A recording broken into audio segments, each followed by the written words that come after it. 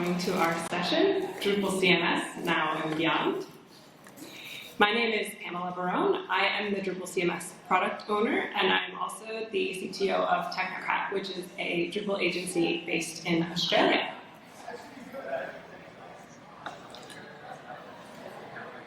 And I'm Cristina Chumillas. I'm the Drupal CMS product design lead and Drupal core front-end framework manager and specialist UX manager. And I'm also Cambrico's COO, a company based in Spain.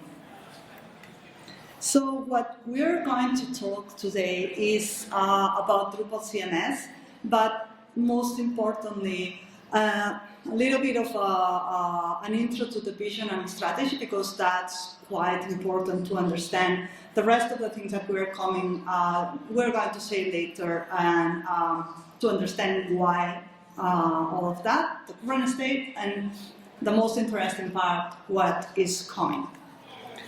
So let's start with the vision and strategy, but first, how many of you have installed Drupal CMS at least once? Okay, there is some people that haven't.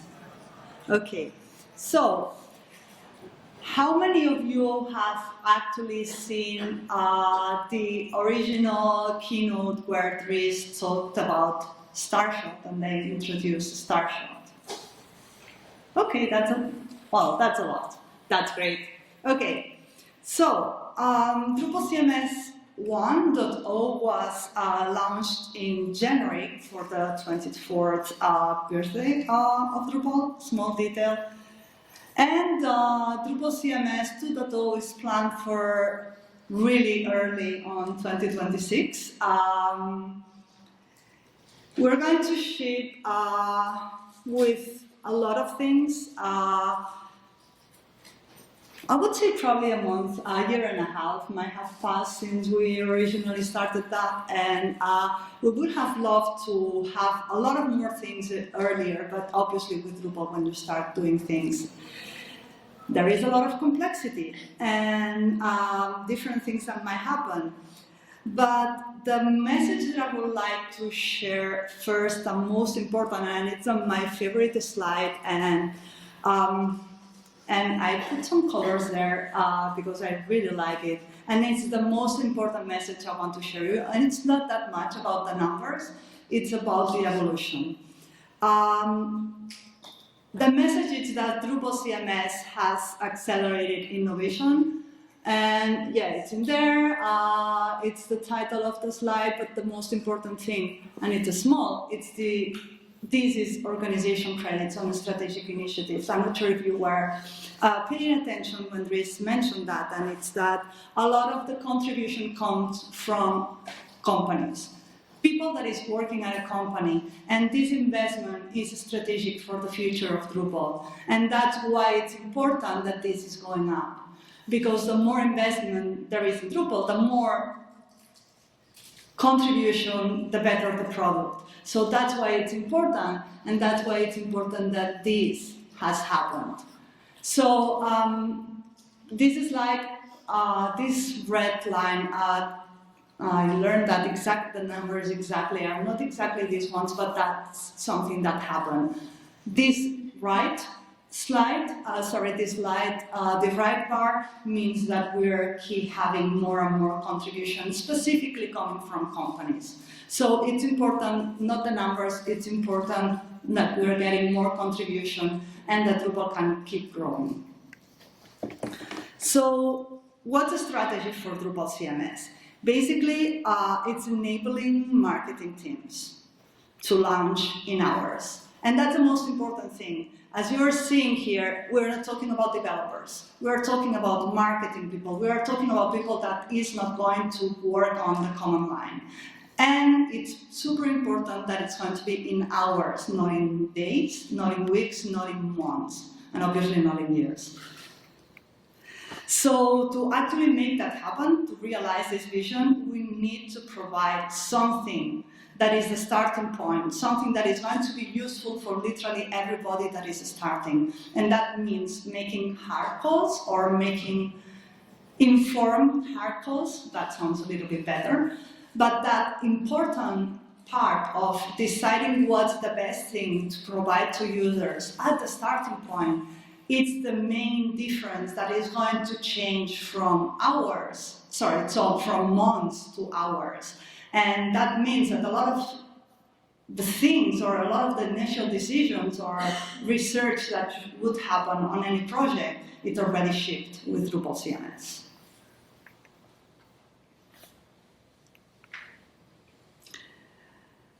This one is yours. Yeah.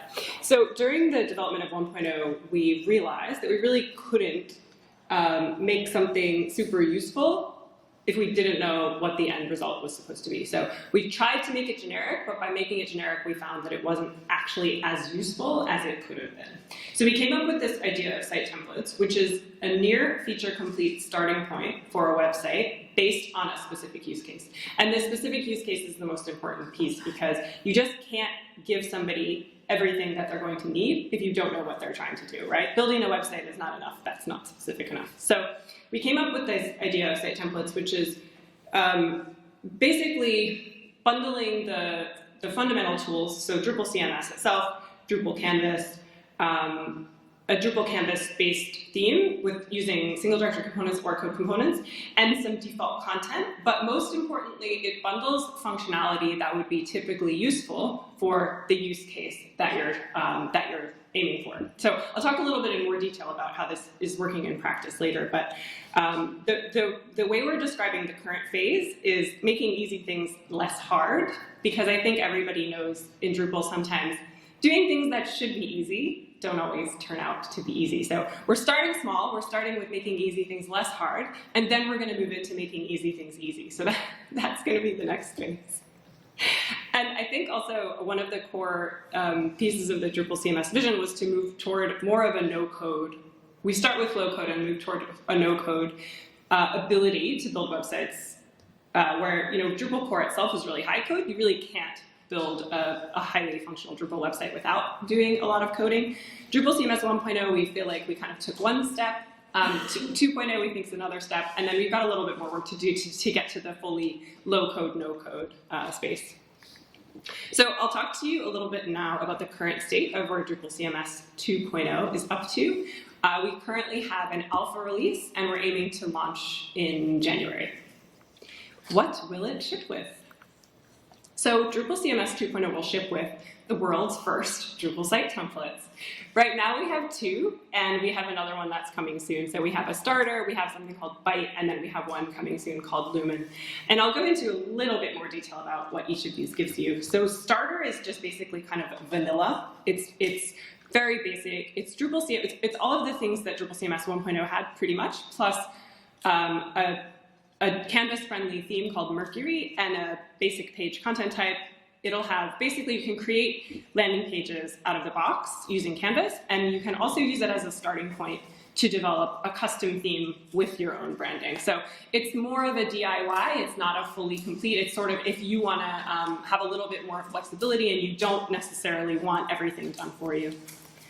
And the second one that is currently available is called Byte, and this is designed for a SaaS product use case. So essentially what Byte is Drupal CMS plus Byte, which will be forked from the Mercury starter theme. Then it's got the Canvas page, it's got a blog content type and some associated functionality, and it's got a basic page. So again, it's ready to go with Canvas out of the box. And it has some additional recommended recipes that will be optional add-ons that you can apply to the site based on things we think you might want to do. And again, I'll talk a little bit more about that later.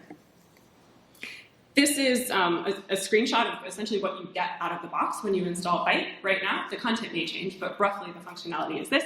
And I have to say, I mean, I don't know if you all agree, but when I install this and I see this rather than Olivero, it just brings me joy every time. Lumen is the one that we're working on, so we're almost finished with the designs, and we're going to develop that site template next, and that's designed around the nonprofit use case. So that'll be similar. It's Drupal CMS plus a custom theme, and then maybe some additional content types. So we think probably event would be useful for a nonprofit site, maybe some others, and then some additional functionality that we think might be useful for that use case. So the big headline of Drupal CMS 2.0 is obviously Canvas. It's ready. well, it's almost ready, but it's here, it's usable, you can see it, you can touch it, it's very, very exciting. So this is an example of a landing page that Drupal CMS ships with in the Byte site template. And then we've also got Canvas for node displays. And if you haven't seen this, I cannot stress enough how cool it is, because basically you can create your content type layouts using the components that you've developed. So in this screen, you can see we have a heading text field that maps to the title of the node, and the published date, which also displays on the content type, maps to the published date of the node. And when you add a new component, so if you drag in a new component to style it, basically when you click on that little link icon, you can see the list of fields that map to it. So it's essentially replacing the tools. Well, there are many, many, many tools we know to do these things in Drupal already, but this simplifies things to a kind of mind-boggling degree. And then we're also really working on this concept of recommended add-ons, because I think one of the biggest strengths of Drupal is obviously the contributed modules and all of the many things that you can do, but at the same time, it's a bit of a weakness because it's often very difficult to figure out how to do that. So what we're trying to do is surface some features that we think will be useful for the site template that maybe you don't necessarily automatically want, but that would be useful for you and would make it easier to achieve your goals. And the thing we've also decided to do here is that in Drupal CMS 1.0, we shipped with some recommended recipes, but in 2.0, the list of recommended recipes is sort of a dynamic external source. So we can update that at any time. So if you install our site template, as we develop new functionality, we can add new things to that recommended tab, and that will kind of allow us to keep innovating and keep providing value. So what is available now? Integrations are one of our biggest focuses, and so, I mean, I think, again, one of Drupal's strengths is not necessarily that you can build everything you want. You can, but you probably shouldn't. What it allows you to do is really easily integrate with best-of-breed solutions that are already out there. So we have a MailChimp module for Drupal. Obviously, MailChimp is a very popular newsletter software. We have a MailChimp module. Setting it up is a bit of a journey, and I actually did this for a client a couple of months before this all happened, and that's kind of what sparked the idea to try to improve this. So before, this is the before times, you had to install the MailChimp module, you had to figure out how to authenticate your site with it, then you had to figure out what to do next. You actually had to install a different module, which is the sign-up module, then you had to figure out what to do with that. Then you had to create a sign-up form block, then you had to figure out where and how to use that block. So it was a multi-step process that if you had not done it before, could take you many, many hours. And what we've ended up doing now is we've created a recipe where this is called the MailChimp sign-up forms recipe. So you click install, that runs what it runs. You go to the authenticate page in the module, authenticate your site. We're trying to improve even this to make it a little bit simpler, make it more of sort of a one-step thing, but this is what it is now. So you allow, no, you're not getting any API keys, you're not doing any complicated configuration. So now you're done, and once that's done, what the recipe does is it automatically goes to your MailChimp and it creates a sign-up block for any list that you have active, or now they're called audience. But so now what you have is essentially a sign-up form for every audience that you have. And then all you have to do is go into Canvas, find your MailChimp sign-up section, drag it into your page, and you have a MailChimp sign-up block. That's it. That's all you have to do. So some people might be wondering why we chose MailChimp for this, and the very simple answer is that Intuit, which is the company that owns MailChimp, actually pays a Drupal agency called ThinkShout to maintain their integration. So as many of you might know, if you try to integrate a system that your client has asked you to integrate with, you end up trying to kind of do it yourself. You know, you're going through the docs, you're trying to figure out what to do. It's an absolute nightmare. Best case scenario, there's a module out there that may have support already, but doesn't do all of what you want. The MailChimp module has incredible support because they're paying for it. So I think this is actually hopefully something we can use and take to other third-party providers to say, if you're willing to make what I assume is a relatively small investment for them, we can put your module on the recommended page of every Drupal CMS site that's relevant to it. So this is a really exciting possibility, I think. The next thing that we looked at is Stripe. So Stripe is a payment processing platform that it does provide already some pretty easy tools. You can sort of just drop an embedded form in, so you don't even really need integration directly. But if you did want to, say, take a payment as part of a web form that you have on your site, that's also possible. And there are modules that do it, but it's still, again, it's many steps. You install, you click, you try to figure out, you do, it's just kind of it's like a maze that you have to navigate yourself. So again, we've created a recipe. You literally install the recipe. It pops up a form to ask for your API keys. Now you have the form, and you go to your Canvas page, and you drop the form into your Canvas page. And then the way the web form block works, you search for the form that you're looking for, and then you can preview the form. And this is literally a page where you can accept a payment within your website that goes straight to Stripe. That's all you have to do. That's it. So again, why we chose Stripe is because it's a very well-maintained contrib ecosystem. I'm not sure whether Stripe themselves contributes, but there are a lot of modules that are already there that made it really easy to set this up. And the other piece is because we're looking at doing a nonprofit site template next, the idea of providing a very easy way to take donations was something we wanted to do, but we were actually kind of thinking, is that even possible? Like, is it even possible to make it, flip a switch and you can accept donations? And it turns out it is. And of course, not everybody may want to use Stripe.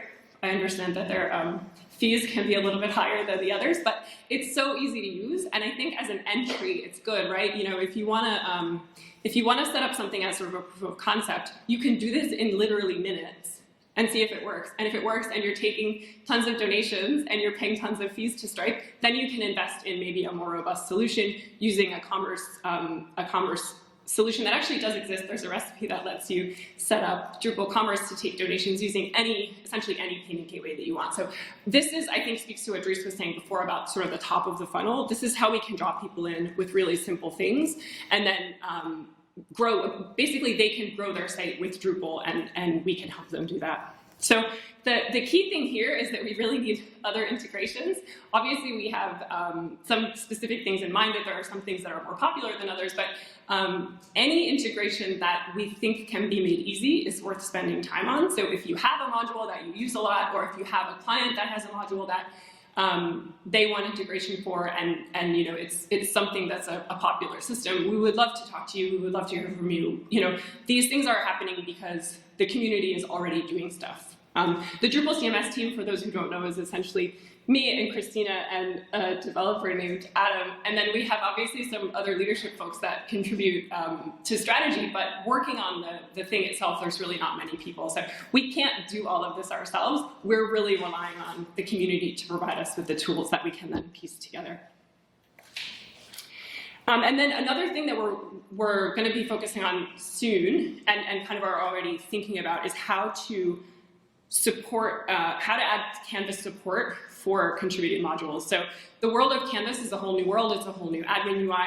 We basically need a new kind of framework to think about how contributed modules will integrate into this space. We need new designs. It's a totally new workflow, totally new capabilities, and with that comes new constraints and limitations, as well as new possibilities. So that's something that we're in the early stages of, and we know we have a lot of work to do, but we're definitely thinking about that. I'm going to hand back over to Christina now. Thank you.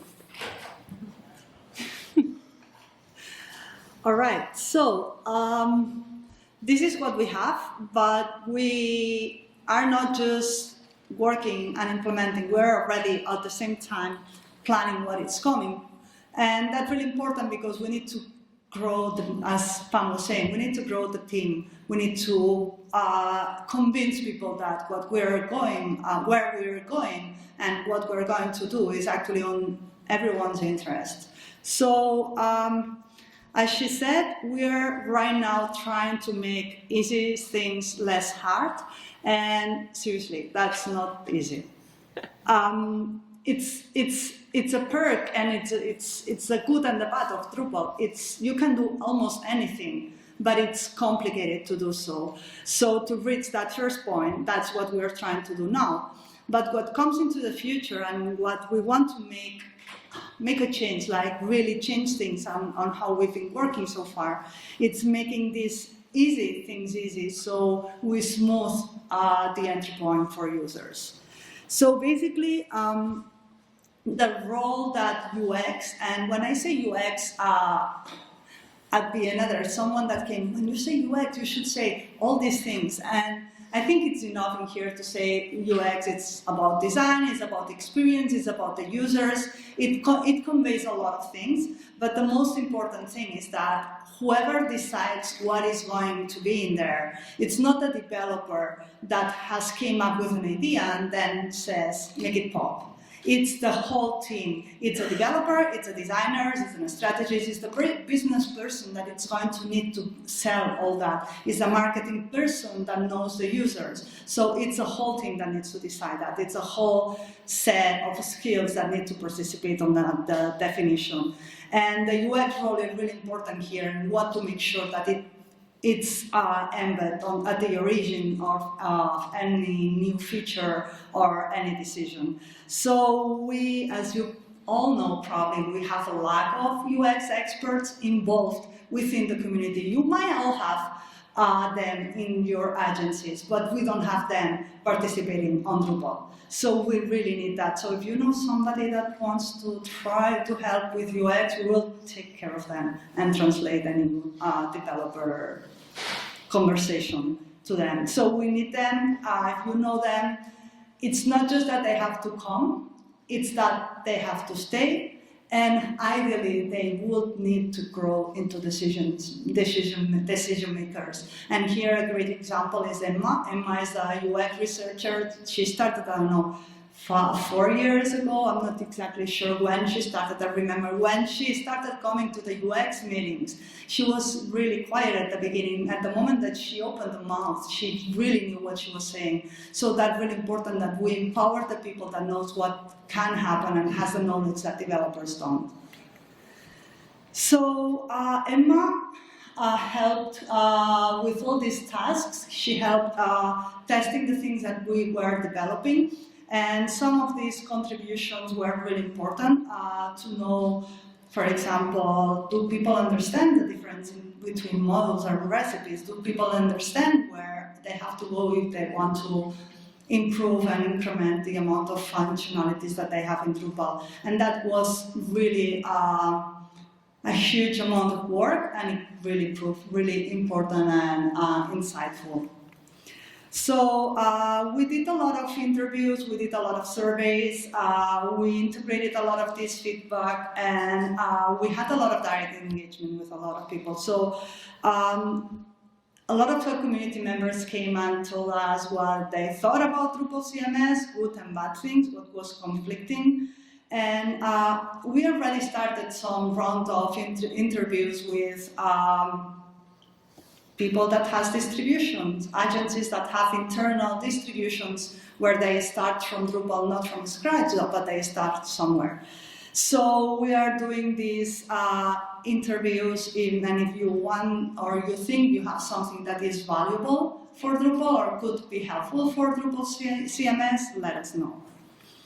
So as we keep saying, we want to make it easier to get started, and we want to make it easier and faster to build, because at the end, it's a way cheaper product and more competitive product to get to these new clients and use Drupal.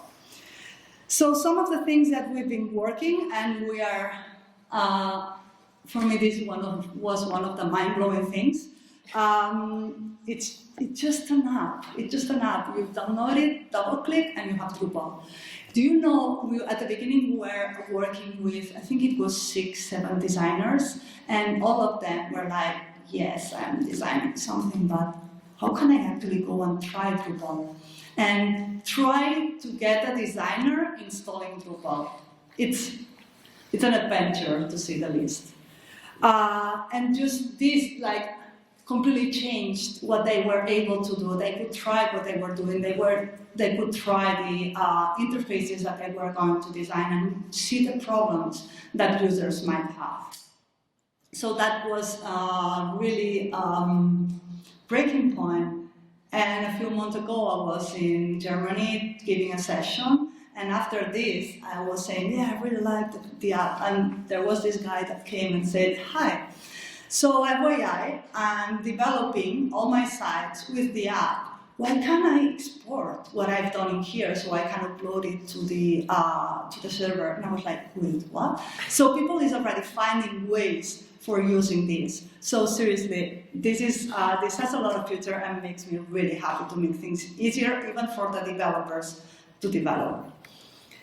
Something as Dries and Pam mentioned, this is going to be, I really hope, a game changer, not by itself, but the marketplace. It's going to be a way to be an entry point for those users that don't know how to start, making things easier, starting with just a few hours, and by itself, it's just another drop in the amount, all the innovation that is coming over the last months, years. But it's going to be something really important on how people actually start with Drupal. So as they said, is work in progress. Hopefully 2026 we'll have the MVP. And multilingual, I really think this is a game changer also. Obviously, when everything started, we needed things working.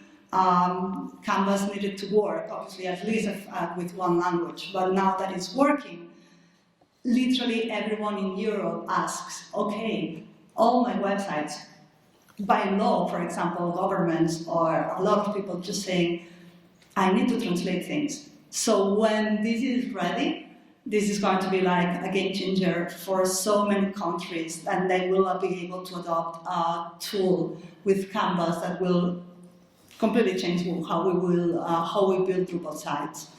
At the beginning, we assumed that it would be, okay, let's just make everything, for example, you install Drupal and you have everything in French. And then said, we will postpone for example, having two languages, English and Spanish, for a second use case. So we, Yolanda is in there, designed this, and Jali helped, obviously, implementing a lot of these things. Both are there. Helping with this new installer that we have with Drupal CMS and having this design. And we came up with all these interesting ways and really nice ways to actually have translations. And the first part is the result of, I think it was a 3-hour session or something like that, or maybe a little bit more or less, I don't know. With Gabor, a few of us, Gabor was the person that was involved on how translation and multilingual sites work. And the top one is how it works right now translating a Drupal site. It's small. The important part is the green ones. The green points is where somebody has to make a call, make a decision. So each of them is a step, and at some point somebody has to make a call. Basically, the second one, even though it looks like there are a lot of steps, a lot of this is just clicking next, being informed of whatever is happening.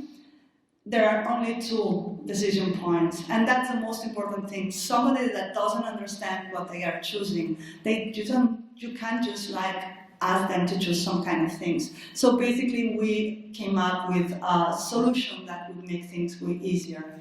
So this is early designs. I know there are like nicer designs now, but basically, the moment that you activate the translation recipe, you will have a few steps where you choose 1 or 2 things, and that's it. And you have your Drupal site translatable.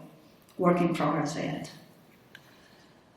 Basically, we will have the installer, and then Drupal itself has different things that need to be translated. Drupal itself, Drupal core can be translated. But recipes, config actions, and Canvas, they are work in progress. So those are the different things that are being worked on to get translations and get Drupal CMS and Canvas multilingual. And some of the other things that we're trying to do to make it easier to start with Drupal is the onboarding and the next steps. It's not just about design, it's about really understanding when somebody is landing in a Drupal site, what are they expecting? What are the first steps that they want to do? which are the ones that we've already designed or decided for them. And this is how you land right now. And it's a lot of information or not enough information. It depends on what you want to do. So basically, we want to improve these initial next steps. For example, setting up your site, setting up which is the contact form, which is the privacy.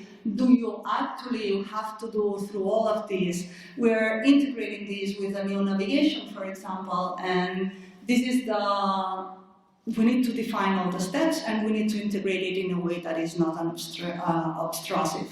And at the same time, use all these designs on other initiatives and other recipes that are going to use all these. So we are trying to collaborate, several of us, into improving the onboarding experience. So it's a big priority to make the part that is the administration interface better. And we need to decide which of these areas are actually the main areas that are going to remain in the future, that are not going to be changed by Canvas, are not going to be changed by AI, and we're trying to see which of those areas are actually going to have a bigger impact in the future. So one of them is, for example, the content area. This is an early exploration. A lot of this has changed over the last 2-3 weeks. This is an exploration of, for example, what is the content section going to have? Because if we have the pages for Canvas and we have the content types, that is the blog post, the event, for example, that is structured content, is a Drupal CMS, it's a CMS content. And we have, for example, utility pages like for one or web forms, or in the future we have products. How are we going to present all this information and all this content to a user that actually makes sense, and it's a center to actually control all this content? So we're coming up with ideas and trying to solve incrementally or improve incrementally this experience. Something else that we're trying to plan ahead is how is actually people going to extend an existing Drupal site or a new site. Because right now you have the extend section, and inside the extend section you have actually modules that you have in your local, and at the same time you can go to project browser. And what's the difference? What is the one? Why is some of them are enabled on my list page and some of them are not? So a lot of that things are confusing for the users. So we are trying to separate which is the job to be done, which is enabling or improving or extending your site, and the other is managing what you already have. So this is work in progress, and as you can see, there are some wireframes, and we are like thinking ahead on how we're going to implement all these things. And something else, and this is an early exploration, but as you can see here, we're thinking on how we in the future make creating content easier. Because if you think a little bit about of the different parts, and again, this is a prototype, it's not the thing that is going to happen, but it's more the concept. At the end, Drupal CMS is a content management system. The most important thing is content. And right now, I'm not sure if you have in your mind how we create content, and it's a form, step by step. Then you go and decide the fields, and the fields, you don't see how they look like. And so in here, if you want to have an overview, for example, of the different content types, what's the relationship between them? All these things, it's not just about the content creation, how does it relate with others? So this is getting a visual picture of all this in the future might be strategic to compete with our competitors out there. So we're starting to think about that. I'll take this one. So then I guess we shouldn't say the last area, because I think this is a really important area, but something that we haven't really talked about specifically, I mean, we keep talking about making it easy to launch websites, but one aspect of launching a website that we haven't really talked about is hosting. So I think what we know that we need are to create some really clear pathways that allow you to go from your site that you've built, wherever you've built it, to having it be live. And the key areas that are kind of needed for that are support for UI-based tools like Project Browser and automatic updates, because obviously having to pay a developer to do your updates for you is kind of a non-starter. Like that sort of breaks the model of the low-code, no-code model. So we need that, and we need the pricing to be competitive with other platforms. And we have tools, we have UI-based tools like Project Browser, but I had the pleasure earlier this year of testing those tools out on what we call the shared/cheap hosts. Hosts like Host Armada or HostGator. And what happens is they technically work, but what happens is that because the package manager creates an entire copy of your website using Composer Stager, it essentially creates an entire copy, runs the updates in the copy, and then deletes the copy and replaces your website with the copy. That equates to, I think, the creation of about 50,000 files, then the deletion of about 50,000 files, along with all of the rsyncing and moving things around, which so far every host except DreamHost has flagged as malicious and resulted in the website being blocked because it thinks that something very bad is happening. So literally, you go from, you click install on the module, and then all of a sudden you get 403 and your site is just completely broken. You can wait a couple of hours and it comes back, but the same thing happens again. So these are things that are not insurmountable, but they're definitely challenges that we have to figure out a way around. And the way around them might not be, to make it compatible with HostGator, but there definitely has to be one or two hosting options that allow you to use these tools. And just for anyone that's wondering why aren't we mentioning tools that exist like Platform SH and Pantheon and Acquia? Those tools generally don't allow you to write directly to the file system for security reasons, which is a very good idea. However, many of the users that we're talking about don't necessarily care about that, as you can see from all of the use of WordPress and all of its automatic update tools. So we don't think that we can just kind of assume that the security concept is going to kind of win the day and people won't care about that. We need to assume that people will want those cheap and easy hosting tools. And then the second thing that really speaks to the maintenance is just the ability to update easily. So improving the existing workflows for updates. And right now we have an automatic updates module, but it's somewhat limited in that it only does patch releases of core. You can't update minor versions of core with it yet. And I think potentially what that looks like is minimizing the complexity of major release updates. I don't necessarily think that Drupal has to provide UI-based updates for major core releases, but I think we probably have to come to some kind of happy medium where you can get by for a year or two, and then when you have a big job, you might need to hire a developer. But definitely we have some room to improve there. And then I think another thing to call out, as I mentioned earlier, we're not a big team, and we're really kind of thinking about the future plans now, and we would love to get help defining the roadmap from all of you. I mean, obviously this is really for you. We are also users of Drupal, but we only know what we know, and there's lots that we don't.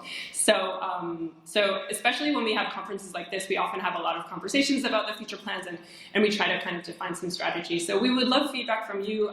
You can come grab us anytime, and if you haven't installed Drupal CMS, we would recommend that you do so, and come find us. And Christina, I don't know if you want to say anything about this too.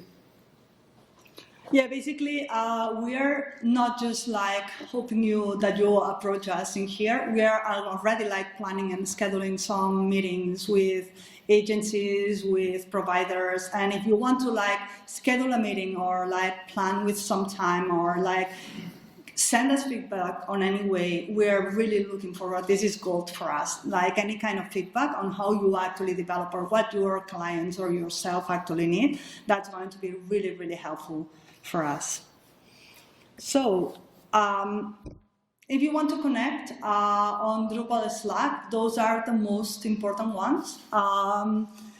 We try to help and answer as many things as we can. If we are not all day in there, just give us time. Yeah, different time zones, different like burning deadlines and things like that, but in general we should be able to answer that there. And it's not just us, there's like the other Drupal CMS committers, like well, apart from Adam, all the team that is working on that, so you will get help and answers. And especially ways to get involved in there. And one last slide, and I think I usually don't do that, but that was a little bit surprising in a positive way. I would like to thank the Digital Center of Excellence because they actually sponsor my trip here. I'm not sure, well, as a context, I've been like searching for sponsors to contribute to Drupal CMS for a long time. And they actually sponsor my way here to actually be able to make that possible. So thank you. Basically, they are their mission is to grow the Drupal ecosystem by helping out agencies and RFP and talent get together. So thank you to them, and thank you to all of you.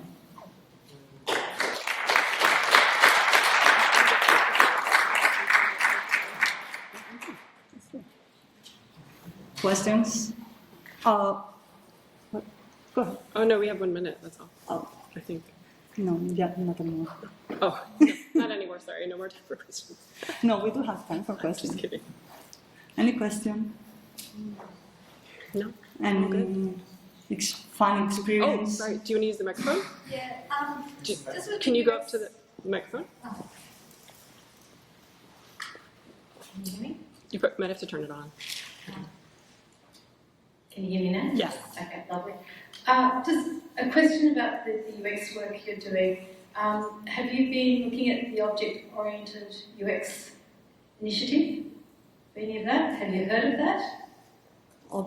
Object oriented? No, I haven't. Okay, great tip then. So I'm just beginning to explore it now. But maybe Is it a Drupal initiative? No. Oh. No, completely out of the Drupal ecosystem, but it's all around UX. And Oh. it's fairly recent, so that might be a really good tip to help inform all of the content type things. So maybe I've only just started, I've only just become aware of it in the last sort of 6 weeks. So that Cool. seems interesting to also. Please, let's talk later.